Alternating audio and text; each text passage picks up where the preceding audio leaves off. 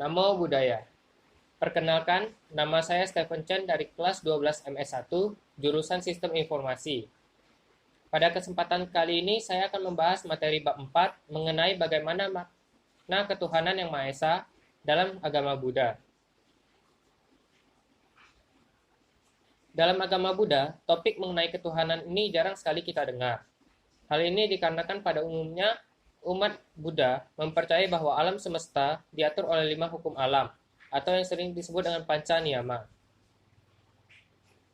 Makna ketuhanan atau Tuhan sendiri dalam artian umum adalah pencipta, sekaligus pengatur segala kejadian di alam semesta.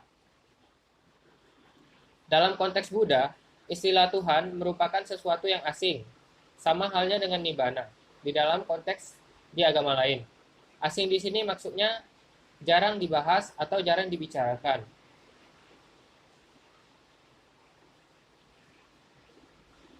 Agama Buddha adalah religi humanistis yang berbeda dengan religi otoriter.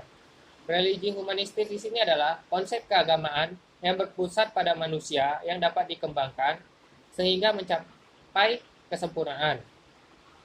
Sedangkan religi otoriter di sini adalah konsep keagamaan yang menghendaki kepasrahan, penyerahan, dan ketergantungan terhadap kekuatan di luar manusia. Dalam agama Buddha, Tuhan tidak dipandang sebagai pribadi, tidak berwujud, dan tidak memiliki sifat seperti manusia.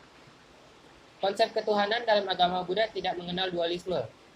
Maksudnya di sini adalah Buddha melihat Tuhan yang Maha Esa sebagai yang mutlak, maha tinggi, maha luhur, maha suci, maha sempurna, kekal, tanpa awal dan akhir, yang tidak bisa dijangkau oleh nalar maupun pikiran manusia.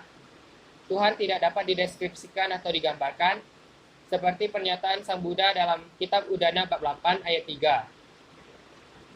Ketuhanan yang Maha Esa dalam bahasa Pali adalah Ati Ajatang, Abutang, Akatang, Asamkatang, yang berarti sesuatu yang tidak dilahirkan, tidak dijemakan, tidak diciptakan, yang mutlak.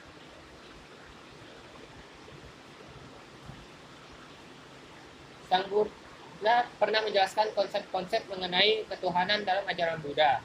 Konsep-konsep ini adalah konsep mengenai terbentuknya bumi dan manusia, konsep mengenai tujuan akhir yang mutlak, konsep mengenai hukum alam semesta, yang mana konsep-konsep ini sangat berkaitan dengan konsep ajaran Buddha yang lain, seperti hukum karma, kelahiran kembali, hukum 3 corak umum, dan lainnya. Dalam Agana Sutta yang merupakan sutta ke-27 dari Digha Nikaya dalam Sutta Pitaka, Buddha menjelaskan secara mendetail asal manusia dan planet. Sutta tersebut menjelaskan awal bagaimana makhluk hidup lahir dari alam Abhasara Brahma, kemudian terlahir kembali di bumi, dan proses evolusinya hingga sekarang.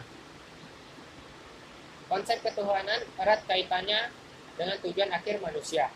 Dalam agama Buddha, kita sudah mempelajari Nibbana, yang merupakan keadaan mutlak yang menjadi tujuan tertinggi umat Buddha. Buddha tidak pernah menggambarkan sosok yang mengatur keseluruhan hidup manusia, seperti agama lainnya. Namun, konsep ini dapat ditemukan dalam penjelasan mengenai hukum alam semesta. Hukum alam semesta ini lebih sering dikenal dengan istilah panca niyama, yang terdiri atas utu niyama, hukum tertib fisik yang mengatur tentang fenomena alam, bija niyama, hukum yang mengatur tentang tumbuh-tumbuhan, cita niyama, hukum alam yang berkaitan dengan fenomena pikiran, kama niyama, hukum yang mengatur sebab akibat perbuatan, dhamma niyama, hukum yang mengatur segala fenomena lain di luar tempat hukum di atas. Saya mohon maaf bila ada salah kata dalam penyampaian materi, karena saya masih dalam tahap belajar.